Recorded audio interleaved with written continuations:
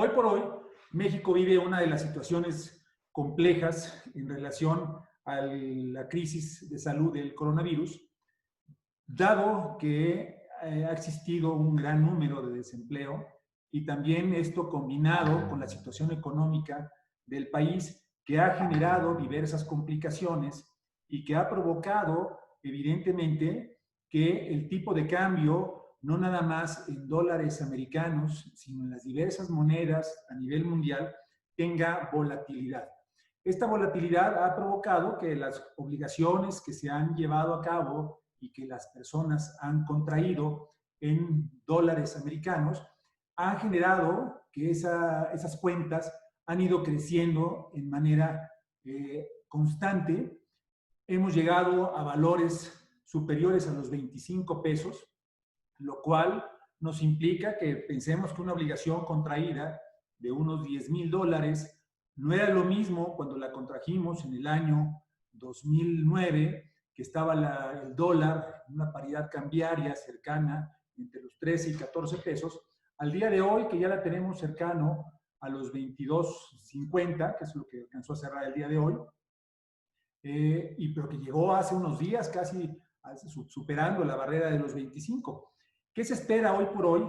Evidentemente, con las diversas monedas. ¿Qué se espera a lo largo de toda esta situación de la pandemia mundial que se vive a raíz de esta enfermedad del coronavirus? Se prevé, evidentemente, repuntes de enfermedad, lo cual puede provocar nuevamente cierres de actividad, y este cierre de actividad va a generar invariablemente alza en la paridad de los tipos de cambio de las monedas. ¿Qué es lo que hoy tenemos que entender? Es qué podemos hacer con toda esta situación cambiaria que se presenta ante esta crisis de las obligaciones contractuales que podemos hacer. Vamos a entender primero que la ley monetaria en los Estados Unidos mexicanos establece en su artículo 8 que cualquier obligación contraída con moneda extranjera va a ser válida siempre y cuando se haga el pago al tipo de cambio en el momento en que se ejecute ese pago en moneda nacional. Si bien es cierto que la misma ley obliga a que la moneda extranjera no será válida dentro del territorio nacional, hay que entender que las obligaciones sí pueden ser contractualmente celebradas por ambas partes para poder ser cumplimentadas en moneda extranjera. Insisto, sea dólares, sean pesos, sean yenes, sean yuanes, cualquier tipo de moneda podemos hacer el pacto comisorio entre ambas partes en la que se pueda llevar a cabo. Vamos a entender que existen dos tipos de obligaciones en materia contractual que afectan la divisa o que afectan el cumplimiento de obligaciones derivado de un tema de divisas. El primero sería cuando la obligación contractual es contraída con una empresa mexicana y que por razones del producto, servicio o condiciones pactadas, las obligaciones tengan que ser cumplimentadas en dólares o en cualquier moneda extranjera. Y la segunda opción es aquellas operaciones que hacemos con el extranjero que deberán ser cubiertas evidentemente en la moneda del curso legal de aquel país donde celebremos el contrato y que hoy por hoy nos afectarían el cumplimiento de obligaciones. Unas, que son las primeras, son obligaciones contraídas en México que pueden llevarse a cabo tanto el cumplimiento como la interpretación del mismo contrato y generación evidentemente de las obligaciones y el cumplimiento de todas y cada una de las responsabilidades que se pueda llevar dentro del territorio nacional. Esto significa que cualquier acción, cualquier convenio, cualquier posicionamiento o modificación a ese contrato deberá hacerse dentro de nuestro territorio mexicano. A diferencia de las condiciones que puedan llevarse a cabo en contratos celebrados en el extranjero. Pensemos un ejemplo, que celebramos un contrato de suministro de cierto producto con una empresa situada en Inglaterra y que la moneda pactada para el pago de las obligaciones es la libra y que como consecuencia de ese cumplimiento de obligaciones en forma de suministro periódico o de tracto sucesivo, tengamos que hacer el cumplimiento de ese pago mes a mes. Si hoy por hoy la libra cotiza en un valor de 27 pesos y el mes siguiente de 28 y el mes siguiente de 30, cuando la contratación la hacemos en este momento, evidentemente nuestra paridad cambiaria tiene volatilidad y nuestras obligaciones empiezan a encarecer. ¿Dónde pega el encarecimiento de esa moneda? Evidentemente a la utilidad de las empresas. No puede pegar en otro punto más que en el efecto de las utilidades. Por ese motivo hay que distinguir la posibilidad de una celebración de un contrato con sujeción a la jurisdicción en territorio mexicano y lo otro sería con una sujeción a territorio extranjero. En territorio extranjero nos quedan varios elementos por hacer. Si bien es cierto, nos genera una limitación porque estaríamos sujetos muy probablemente a la jurisdicción de los tribunales o de los órganos de competencia, ya sea conciliatoria o judicial de aquel país, sí podríamos llevar a cabo eventos que nos puedan llevar a la posibilidad de poder topar un tipo de cambio, de poder solventar obligaciones sin que nos impacte de manera directa sobre la empresa. Vamos a entender que la situación de la misma ley monetaria, de que las obligaciones no podrán ser pactadas, pagables en moneda extranjera. Se pagarán en pesos mexicanos al tipo de cambio, pero no podemos obligarnos a que se paguen dólares por dólares. O sea, no podemos obligar a que nos entreguen un cheque por dólares el importe de una obligación o que nos entreguen en efectivo dólares por disposición, e inclusive es irrenunciable, es que cualquier obligación tendrá que ser pagada obligatoriamente en pesos mexicanos al momento de su cumplimiento. Aquí cualquier contrato, que es algo muy importante, cualquier contrato que establezca una condición totalmente distinta a esta disposición será nula, será nulo completamente. No tendrá ninguna validez. Evidentemente las nulidades no pueden ser nulidades de pleno derecho. En México no existe como tal la figura del pleno derecho, que es en automático la nulidad, sino tendríamos que recurrir a la autoridad judicial o inclusive hoy por hoy ya los órganos conciliatorios de los mediadores, ya sea privados o judiciales, para llevar a cabo esta reclamación de la nulidad y que se pueda decretar como tal y que no se cumple esa obligación. Y que evidentemente, si se pactó indebidamente el cumplimiento de obligaciones en moneda extranjera, la misma autoridad judicial o en la mediación que se lleve a cabo, se resuelva que la obligación será pagadera en pesos mexicanos y no así en ese tipo de moneda. Vamos a hablar, hablando de moneda extranjera, vamos a hablar de dólares, para ser muy claros, y ya vamos a entender que dólares se entenderá cualquier tipo de moneda y no será pagadera en dólares. ¿Qué nos ha resuelto la jurisprudencia en relación a este tipo de situaciones? La jurisprudencia habla de que en términos muy generales no se interpone en forma absoluta la ley de los pactos entre las partes, de la celebración de los contratos, a menos de que esa obligación, como ya quedamos en el mismo artículo 8º de la ley monetaria, establezca que la obligación deba ser pagada en dólares. Esa obligación sería nula, tendría que ser cambiada a pesos. Habla la misma jurisprudencia que las obligaciones contraídas en moneda, ahí hay un error, es moneda extranjera, que se devuelvan al valor de la misma, al tipo de cambio vigente al momento del acceso de operación y no al momento del pago. Hay operaciones que son de tracto sucesivo, que esas las tenemos que entender cuáles serían. Vamos a poner un ejemplo muy simple. La compraventa de un inmueble tasado en dólares, el valor de la operación, y que fue pagadero en parcialidades. Por tratarse de una regulación específica, la compraventa de inmuebles sujetas a plazo, las obligaciones que sean superiores a la que el mismo Código Civil, que en general cualquier Estado de la República lo señala de esta misma forma, serán totalmente nulas. ¿Esto qué significa? Si yo compro una casa cuyo valor está sobre el orden de los $100,000 al día de hoy, lo que implicaría que esa casa tiene un valor pasado a pesos mexicanos, a un tipo de cambio de 22.50, serían 2.250.000 pesos el valor del inmueble. Lo cual implicaría que podemos dar un enganche o una entrada del contrato de garantía, a lo mejor del 30%.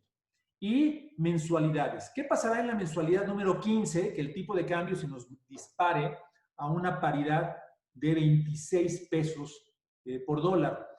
Por ser una regulación especial ese tipo de contratos de tracto sucesivo, el tipo de cambio estará topado al momento de la contratación.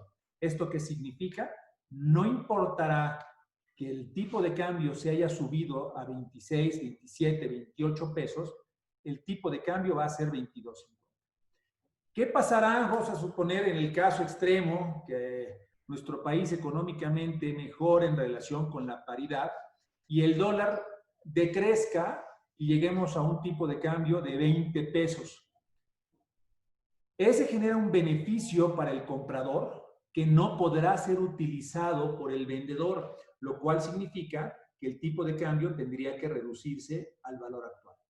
Esta figura solamente opera cuando el tipo de cambio se va en forma superior. ¿Por qué? Por un principio de proporcionalidad de las obligaciones contractuales en este tipo de contratos.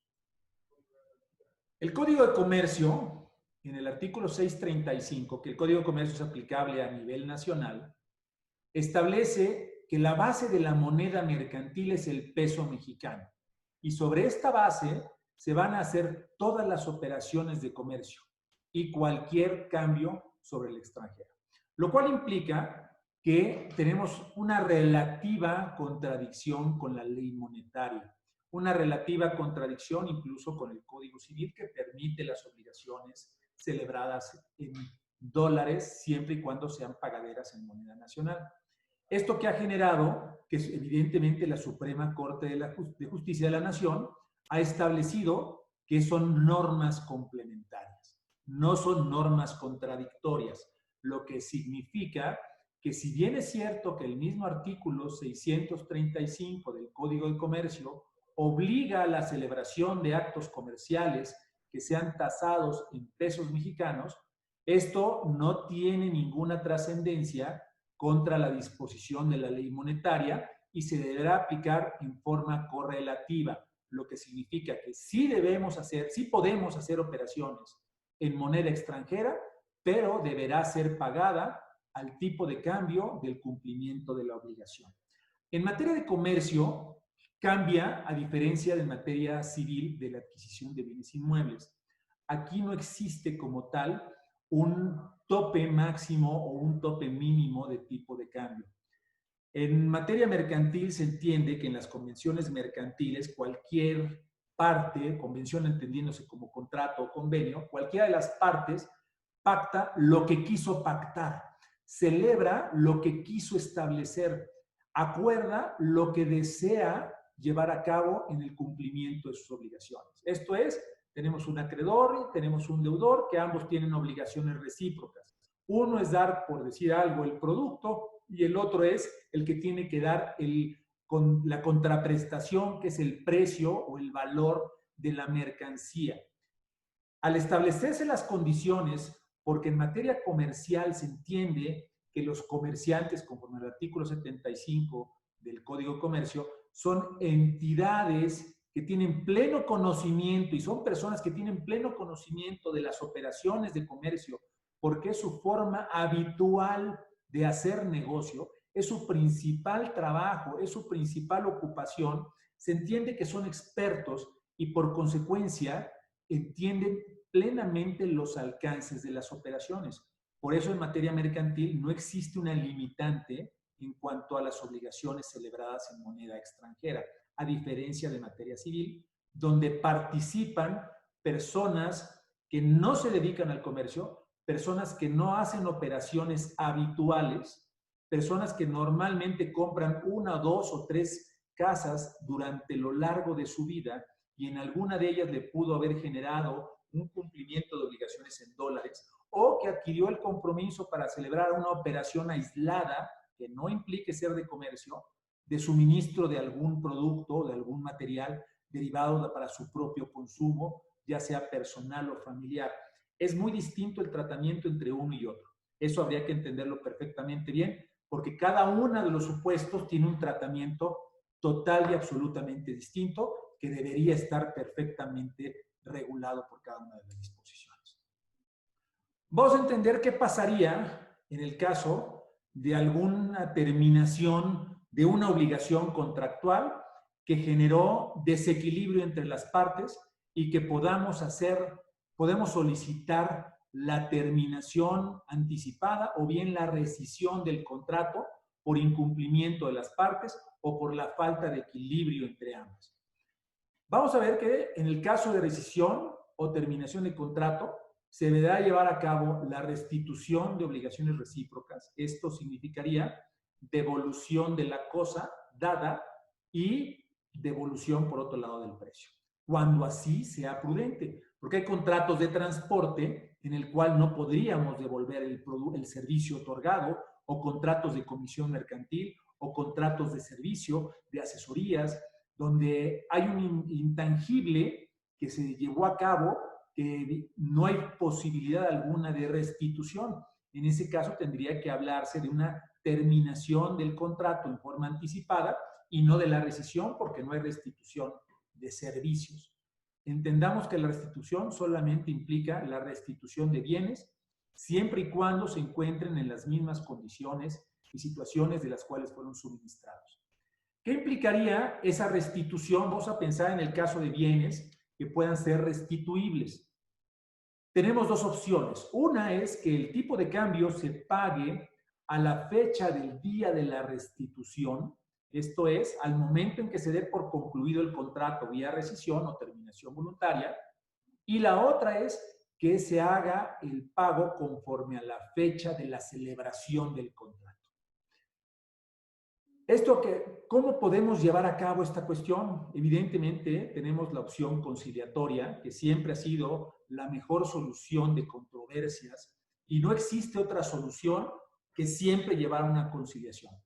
Por ahí los grandes juristas han tratado que el mejor litigio es el que no se lleva, sino el que se concilia, el que busca una solución amistosa entre las partes para evitar una controversia judicial. En el caso que no tenga que haber ninguna posibilidad de alguna solución amistosa, tendríamos que ingresar a un esquema de árbitros comerciales o inclusive de mediadores judiciales o de mediadores privados y brincar en el último de los casos al sistema judicial para que un juez resuelva con toda la fuerza de su jurisdicción quién tiene y quién no tiene la razón para poder hacer las restituciones de las prestaciones y o dinero que se tenga que llevar a cabo. ¿En dónde opera esa restitución de prestaciones, entendiéndose en una prestación o un servicio, sino prestaciones como el objeto, al tipo de cambio de la fecha de la contratación? La primera es compraventa de inmuebles sujetas a plazo, suministro de materiales o equipo en forma sucesiva, esto, ojo, siempre y cuando sea materia civil y no materia comercial, y bajo convenio expreso de las partes. Por otro lado, la restitución de las prestaciones al tipo de cambio en la fecha de la devolución o restitución, valga la redundancia, de las prestaciones, será compraventa de mercancías, operaciones internacionales, por convenio expreso de las partes, o por arrendamiento de equipo e inmuebles. Evidentemente, en el arrendamiento se tendrá que erogar sobre lo ocupado del equipo y sobre los volúmenes no erogados en el caso de que haya cantidades previas asignadas para garantía de cumplimiento de obligaciones o rentas anticipadas, tendrían que restituirse en pesos mexicanos a la fecha del día de la devolución de esas cantidades. Hay algo que es muy importante para poder cubrir, evidentemente, estas contingencias que nos generan la volatilidad en las operaciones celebradas en moneda extranjera, en dólares especialmente. Hay un efecto que las instituciones financieras, principalmente los bancos, ocupan: las coberturas cambiarias. ¿Esto qué son las coberturas cambiarias? Son instrumentos financieros en donde estos agentes económicos pactan en operaciones en moneda extranjera una fecha y un tipo de cambio específico. Esto es, hoy tenemos un contrato de suministro que celebramos con un proveedor en Estados Unidos, el cual tenemos la necesidad de mes a mes comprar cierto volumen de mercancía y traerla a México. Pero por otro lado, en México tenemos pactada la venta, no en dólares, sino la tenemos pactada en moneda nacional, pensando en el caso de un contrato de obra pública. Vamos a tropicalizarlo al tema del coronavirus. Una empresa va y le compra respiradores a una empresa americana sobre un valor de $12,500 y viene y los vende en México sobre un valor de 250,000 pesos, lo cual indica que su paridad cambiaria está perfectamente establecida. ¿Qué va a pasar si ese tipo de cambio sube a 27 pesos? Va a entrar en un incumplimiento de obligaciones y por consecuencia no va a poder cumplimentar la entrega del equipo en ese contrato de asignación directa de adquisición de bienes para el sector público y por consecuencia tendría que buscar alguna solución. ¿Cuál es esa solución? El esquema de los derivados.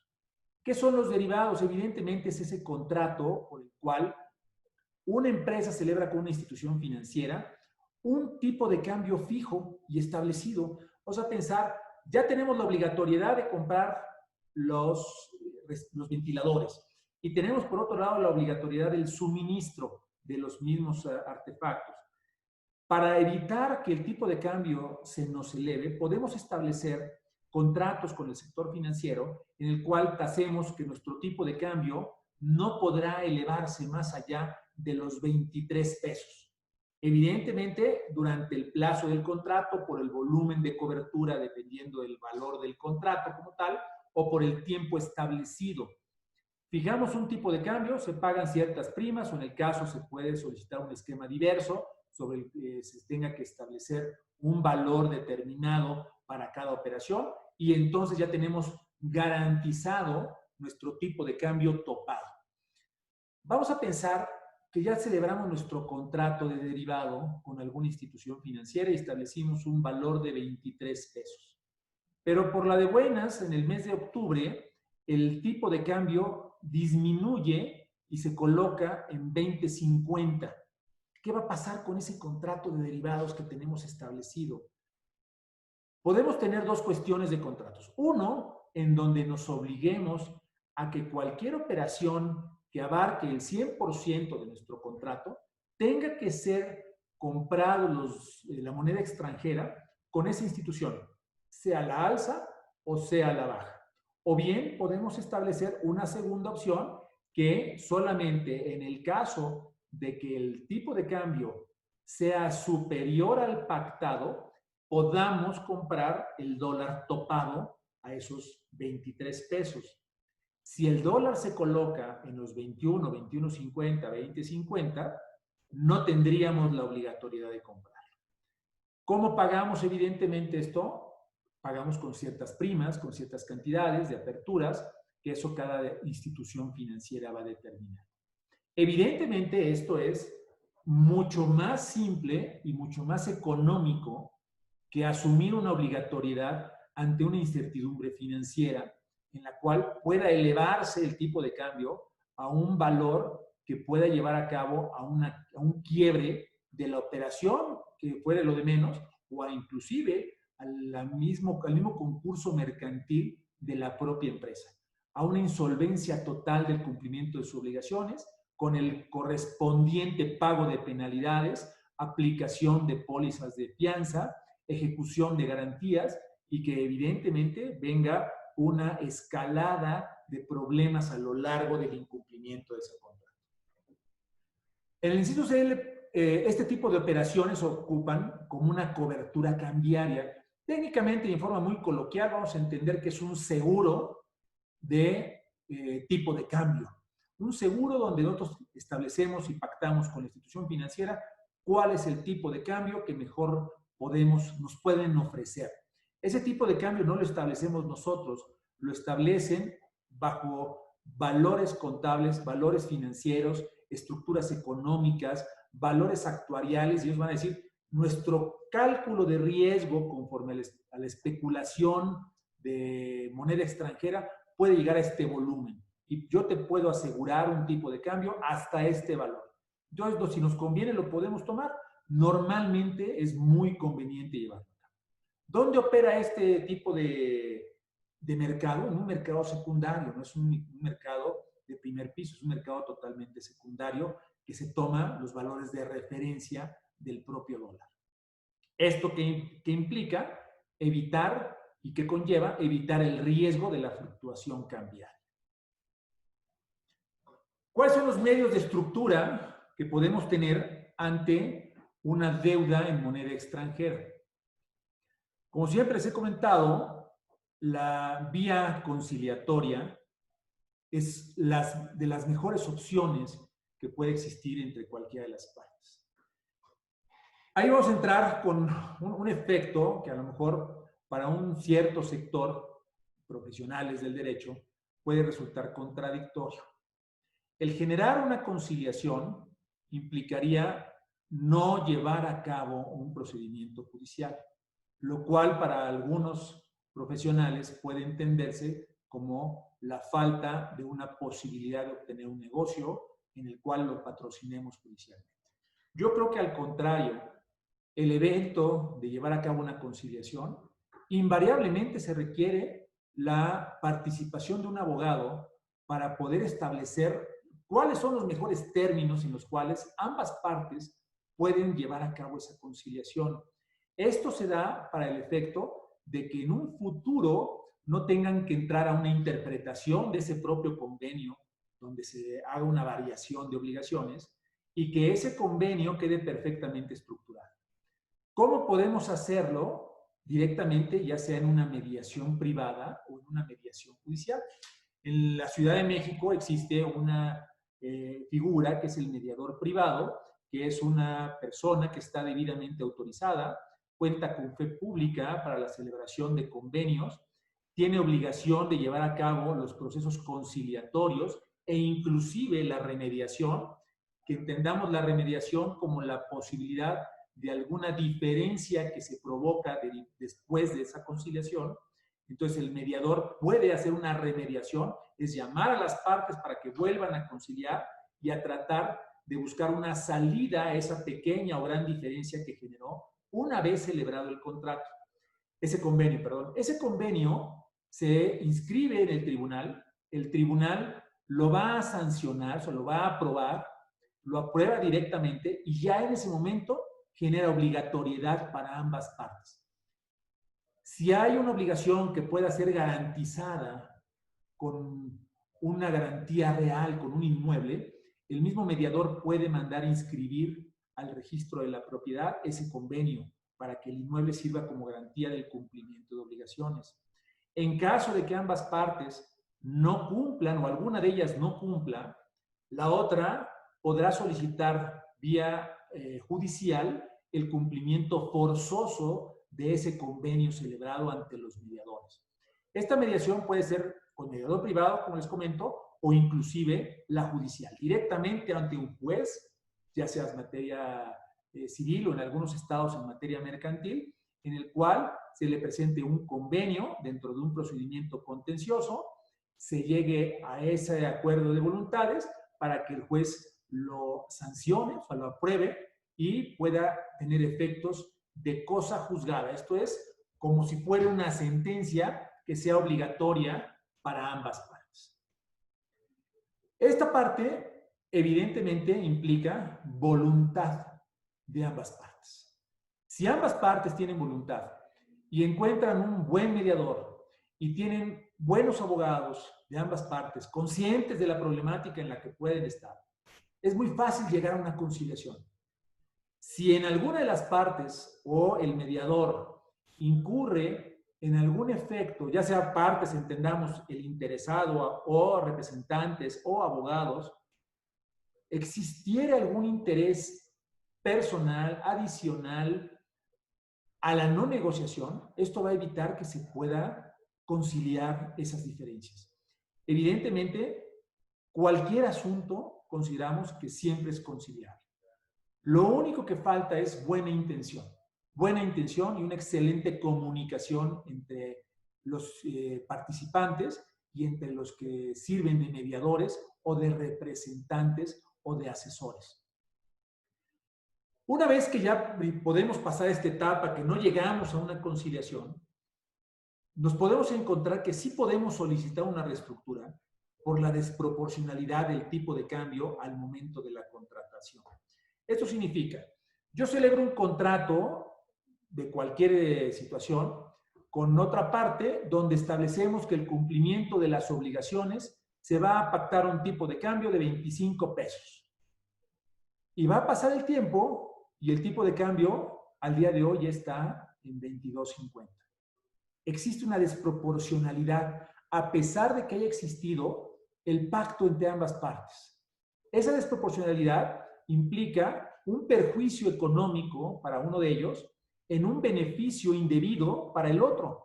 ¿Por qué? Porque ese tipo de cambio no genera una realidad cambiaria en el país. Esto significaría que ese tipo de cambio pactado es un tipo de cambio nulo y tendría que ajustarse al día del cumplimiento de las obligaciones.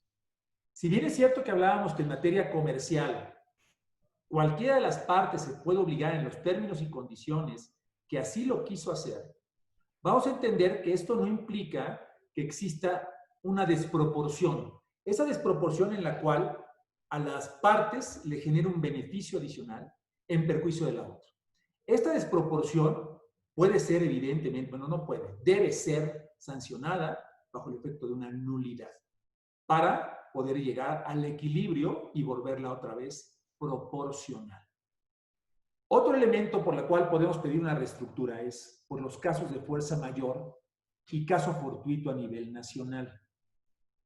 Veíamos que el mismo Código Civil en la plática anterior y el Código Civil Federal establece que en el caso de que existan eventos futuros inciertos que provoquen un caos o una complicación económica nacional derivada de eventos de la naturaleza, sean terremotos, sean algún problema del tiempo, del clima, que provoque que un área específica o que a nivel nacional se suspendan actividades, una pandemia como la cual estamos viviendo el día de hoy, nos genere una situación en la cual no podamos dar cumplimiento a nuestras obligaciones. Por causa de fuerza mayor, sí podemos llevar a cabo una reestructura de esas obligaciones. Si, para los que estuvieron en la plática pasada, el mismo acuerdo del Consejo Nacional de Salud establece que desde el mes de marzo nos encontramos en causa de fuerza mayor derivado de la contingencia del COVID-19. Esto que implica que la fuerza mayor genera una posibilidad de suspensión de obligaciones, genera también la posibilidad de una reestructura, genera también la situación de poder pactar con nuestra otra parte o inclusive obligarla y compelerla a que se renivelen las obligaciones recíprocas de ambas partes para poder obtener el mejor equilibrio contractual de ambos. Pues en el caso de fuerza mayor como en el que hoy nos encontramos, sí existe una vía de reestructura que evidentemente nos regresaríamos de entrada a la vía conciliatoria, si no brincaremos a la vía mediación y en el peor de los escenarios tendríamos que entrar a un esquema judicial para el caso de que en forma voluntaria no se pudiera llegar a algún acuerdo. Un ejemplo de una causa de fuerza mayor de pactada en dólares, que es la renta de un local comercial en un centro comercial, donde normalmente el metro cuadrado se tasa sobre dólares americanos y no sobre pesos. Estas obligaciones, con una paridad cambiaria cercana a los 25 pesos como estuvimos hace unos días, sí pudieran ser motivo de una reestructura, ya sea voluntaria y si en caso que no se lleve a cabo, podemos hacerla en forma judicial. Hoy por hoy el tipo de cambio ya disminuyó, estamos en 22.50, pero esto no significa que nos quedaremos en ese punto. Ahora bien, vamos a pensar que nuestro contrato lo celebramos cuando el tipo de cambio estaba en el orden de los 18.50 por cada dólar. Sí existe una desproporción, si bien no desmedida, hay una desproporción en la cual podríamos solicitar inclusive el ajuste del tipo de cambio o inclusive en la fijación del tipo de cambio durante la vigencia del contrato. El fijar un tipo de cambio preferencial a 21 pesos, 21.50, 20.50, dependiendo de las condiciones, o inclusive analizando la situación financiera por la que hoy se presenta el mundo, que se prevé que posiblemente en el mes de noviembre el tipo de cambio pueda fluctuar a la alza nuevamente, derivado de un segundo rebrote del virus a nivel mundial. Esto pudiera generar que el tipo de cambio tienda a elevarse. Y si tiende a elevarse, podríamos hoy empezar a pactar esa situación de ir topando los tipos de cambio de los contratos, en este caso de arrendamientos, para que no exceda del valor de proporcionalidad que establece la misma jurisprudencia. Evidentemente, nuestro último recurso siempre va a ser el obtener una resolución judicial. ¿Cómo obtener una resolución judicial? Es directamente mediante un litigio. El litigio es el último de los intentos de negociación. Ya que pasamos la conciliación entre las partes, la mediación, buscamos vía notarial que se le notifique que hay una desproporcionalidad o que se le notifique igual vía notarial o inclusive hasta vía judicial por vía de jurisdicción voluntaria. Esto es no un juicio, sino una solicitud de notificación a la otra parte de que nos encontramos en desproporción o en caso de fuerza mayor. Eso podríamos llevar a cabo, pero si ya agotamos esa parte, tendríamos que entrar desafortunadamente al litigio. En el litigio, ¿qué tendríamos que reclamar? Evidentemente, desproporción o causa de fuerza mayor, ante la volatilidad inesperada del tipo de cambio. No es por evento de justicia el que una persona se ate a un contrato con la otra por cierto tiempo determinado y que esa obligación tenga fluctuaciones desproporcionadas por el tipo de cambio. Si el tipo de cambio se da por un evento económico que no genera complicación, como vamos a pensar el año pasado que tuvieron algún pequeño incremento y después hubo un decremento del tipo de cambio, esos movimientos de 50 centavos, un peso, peso y medio, a la alza o a la baja, es la fluctuación normal que se ha tenido. Inclusive, me voy a regresar a la primera lámina, a la segunda lámina, donde ustedes van a ver los tipos de cambio. Vamos a pensar que en esta parte, donde el tipo de cambio se ha sostenido en el año de 2009, más o menos a 2014, en un rango entre los 11.50 a los 14, 13.50, estamos hablando de un rango regular que por las mismas curvas de fluctuación podríamos tener. Pero ¿qué pasa hoy por hoy en el 2016, donde la fluctuación tuvo un incremento desproporcionado, donde esa fluctuación se derivó de una pandemia y no de un efecto económico, es un efecto simplemente de salud, de un caso fortuito? Sí estamos ante la presencia de una posibilidad de una reestructura. Es lo mismo que en el caso de los euros, que han sufrido la misma situación, han mantenido una estabilidad de 2010 más o menos hasta el año 2015, donde si bien ha habido fluctuaciones al alza y a la baja, se ha mantenido relativamente estable, pero ha ido incrementando de 2016 a 2019 y en 2020 se disparó la gráfica a un valor totalmente fuera de cualquier estabilidad financiera que normalmente se maneja. Con toda esta situación que nos encontramos el día de hoy, el obtener los recursos y tener la posibilidad de encontrarnos ante un evento incierto mediante el cual no podamos cumplimentar nuestras obligaciones o bien estemos en la necesidad por efectos económicos y financieros de nuestro negocio de obtener una reestructura de estas obligaciones, necesitamos acudir a este tipo de herramientas para poder llevar a cabo este tipo de operaciones.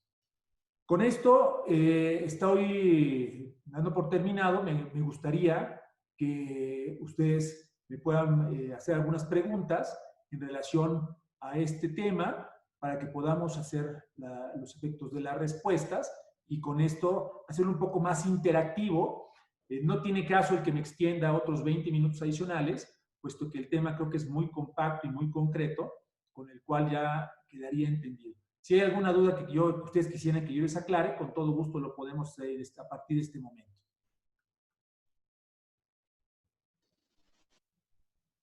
Estoy viendo aquí un mensaje de mi estimado Jorge Linares. Muchas gracias, Jorge. Te agradezco mucho. Estoy aquí pendiente.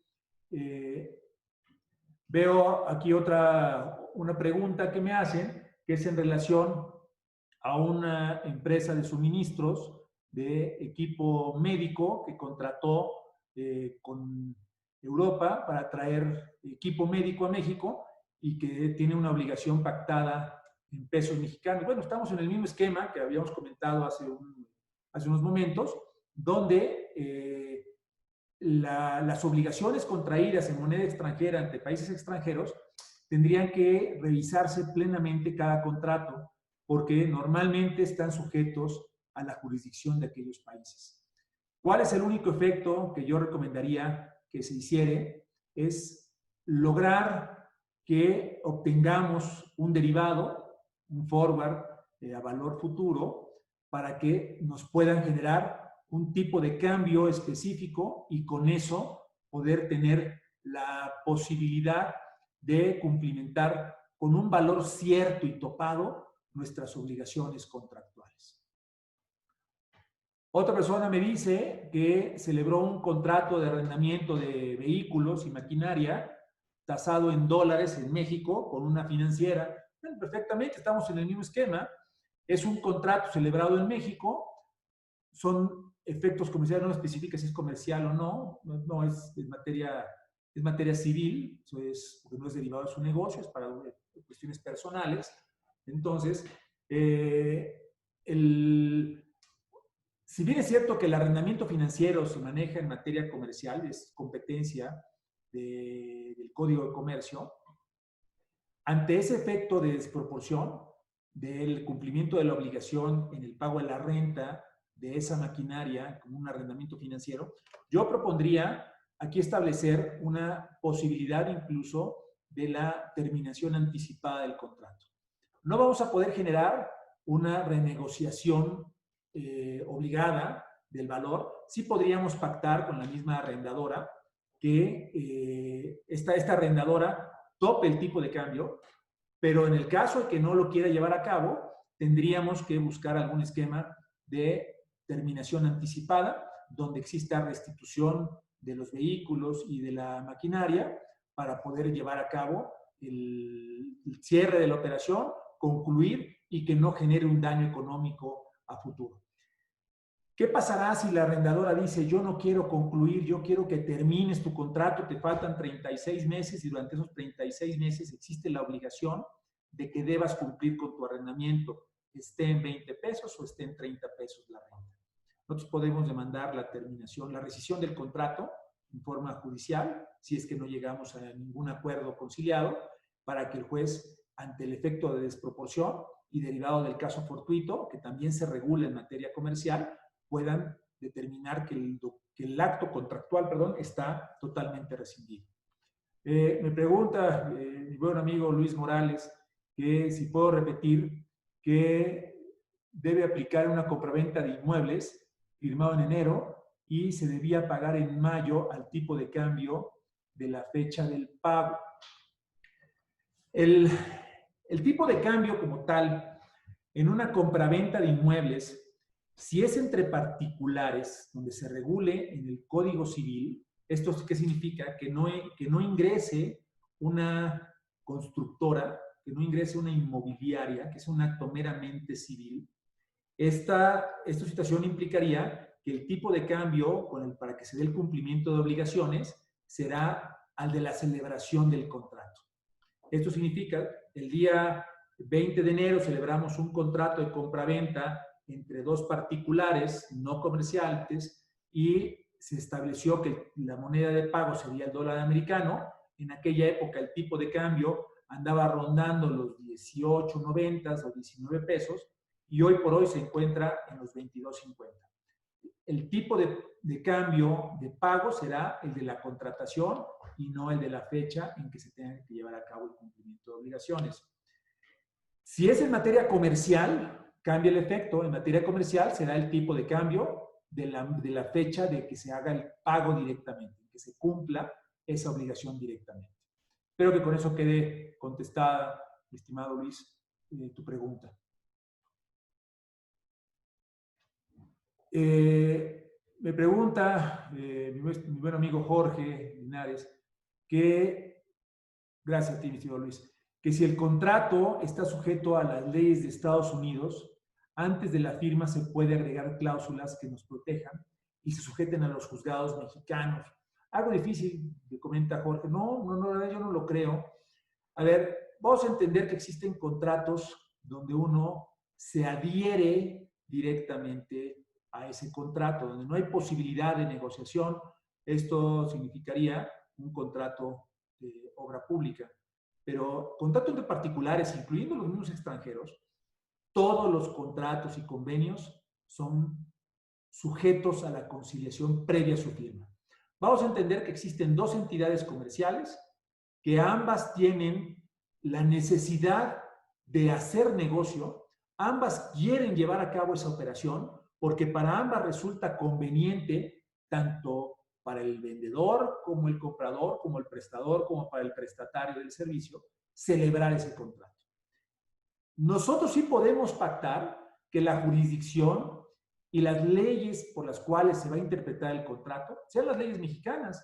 Es más, una empresa de Estados Unidos que pacta con nuestra empresa en México, podríamos incluso hasta pactar que nos sometemos a las jurisdicciones y a las leyes de Panamá, si es que consideramos que fueran más convenientes, o a la jurisdicción de Inglaterra.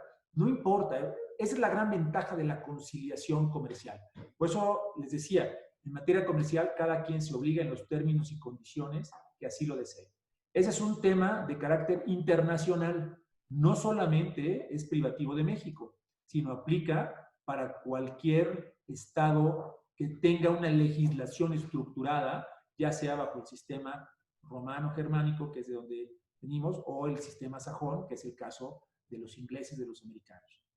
Sí podemos pactar, sí podemos modificar, sí podemos establecer alguna ventaja contractual, sí podemos establecer que incluso tengamos pactado dentro de ese mismo contrato la necesidad de contratación de un forward, la necesidad de contratación de cualquier derivado para la protección del mismo tipo de cambio. Esto le va a generar mayor certeza tanto al contratante extranjero como al contratante nacional. Así va a tener una posibilidad de tener certeza, de principio a fin, cuáles son las consecuencias y alcances financieros que va a tener su operación sin mayor sobresalto. Pasen 10 coronavirus o pasen 10 gobiernos que generen devaluación en México. No tendríamos ningún problema. Espero que quede contestado, mi estimado Jorge. Gracias a ti, te agradezco mucho. ¿Alguna otra pregunta que deseen realizar? Veo aquí que existe una que es un contrato de servicios profesionales celebrado con una empresa inglesa, tasado en en una moneda de libras al momento de la contratación. En el contrato se establece, aquí efectivamente se establece que que la jurisdicción va a ser en el territorio nacional, porque incluso esta empresa tiene una sucursal en México. Entonces, bueno, aquí estamos ante la presencia de un contrato 100% mexicano, así se haya celebrado con un ente extranjero. ¿Por qué? Porque tiene una sucursal, la sucursal fue la que firma el contrato, a pesar de que haya sido revisado y firmado solidariamente en Inglaterra, ese contrato tiene perfecta aplicación y se está sometido a la jurisdicción de nuestro territorio nacional. Entonces, aquí lo más importante sería revisar el clausulado para poder conocer cuáles son las peculiaridades en el caso del tipo de cambio, cómo se está establecida la forma de la obligación. Me encantaría poder resolver al 100% ese tema, pero sí me gustaría revisar antes que nada el contrato. Yo pensaría que en términos muy generales, si ese contrato fuera un contrato de servicios genérico, como puede ser cualquier otro, sin ningún clausulado específico o adicional en materia cambiaria o en materia de cumplimiento de obligaciones, sí podemos aplicar todos los temas que hemos platicado el día de hoy, de establecer topes cambiarios, establecer un régimen de conciliación, de irnos al arbitraje, hablar de una renegociación de deuda para el equilibrio de las mismas obligaciones. Entonces, en esta parte sí me gustaría más revisar el documento para no incurrir en algún error de alguna opinión que pudiera generar alguna complicación futura. Dice Antonio Saucedo, mi padre, le agradezco mucho que esté aquí, que no cabría pedir al Poder Legislativo reforme la ley monetaria. Claro que yo creo que sí, puede existir una reforma muy importante en materia cambiaria. Tenemos una problemática que yo creo que es un efecto de globalización, en la cual cualquier operación que se genere a nivel de comercio internacional deberá estar protegida no solamente para los nacionales, sino también para los extranjeros. Bajo un esquema de equilibrio contractual, no podríamos pensar que todo el beneficio sea para nosotros como mexicanos, en el caso de alguna reforma, porque entraríamos en una cerrazón comercial. Tendríamos que buscar un equilibrio. Yo siento que la ley en general, la ley monetaria, sí tiene una especificación clara. Creo que le falta regulación, creo que le falta establecer este tipo de diferencias cambiarias en sobresaltos económicos, y más que hoy vimos en forma primaria cuál es el efecto económico de una pandemia a nivel mundial. Si bien la gripe española en 1905 provocó de igual forma una pandemia, en aquella época no existía globalización, el comercio internacional no era tan común como lo es ahora, no había comercio electrónico, no existía la facilidad de poder comprar mercancías y servicios vía Internet, y entonces no había esa situación tan compleja en la que hoy nos presentamos. Sí creo que podemos tener más efectos de previsión ante una ley actual vigente que tenemos en este momento, y esto para buscar topes en tipos de cambio bajo este esquema de derivados o seguros cambiarios, y a lo mejor pensando en una reforma, sí regular evidentemente este tipo de situaciones financieras en las que nos encontramos hoy por hoy derivados de una pandemia. Esta pandemia, como bien dicen algunos especialistas, llegó para quedarse. Esta pandemia no va a salir el 16 de junio o el 1 de julio o a mediados de agosto ni a principios de septiembre. Esto es algo que nos va a llevar 2 años de consecuencias económicas. Independientemente de la consecuencia de salud y social que esto implica, la consecuencia económica que vamos a tener, hay que aprender a vivir con ella, hay que llevarla a cabo. No podemos cerrar puertas económicas en nuestro negocio, no podemos cerrarnos a un comercio internacional que está sediento de llevar operaciones con nacionales, con mexicanos. A las empresas mexicanas les hace falta vender al extranjero. El evento de los niveles de exportación tienen que seguir creciendo porque ese es nuestro flujo de divisas al país. Esa situación tiene que crecer. Si provocamos una ley monetaria que violente este sistema globalizado de economía, que a pesar que para algunos políticos o sectores ideológicos ha provocado más perjuicio que beneficio, yo creo que nuestro beneficio económico ha sido mayúsculo que el perjuicio ante un mundo globalizado económicamente hablando. Por eso sí creo que debemos continuar bajo un esquema proteccionista para ambas partes, no un sistema que nos genere más una cuestión proteccionista para el nacional que pueda entenderse incluso hasta en un efecto de izquierda o socialistoide que nos pueda generar un cierre económico a nuestras fronteras. Con esto me encantaría continuar participando con ustedes. Estamos prácticamente ya terminando nuestro segundo webinar en el cual tratamos este tema del tipo de cambio.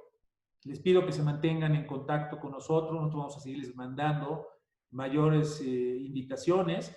Estamos esperando hacer esto cada 2 o 3 semanas con temas de interés.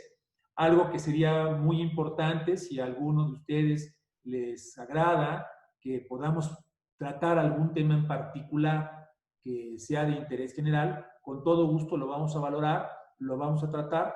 Evidentemente, si llega a haber algún caso particular, con todo gusto podemos incluso hablar de secrecías para que no tenga alguien conocimiento de los nombres de empresas o conocimientos específicos, pero sí podríamos hablar en general de la operación contractual, de la situación particular que se presente, con los sinónimos de personas para que no se genere identidad y poder resolver alguna otra duda adicional. México ha cambiado, los abogados debemos de cambiar.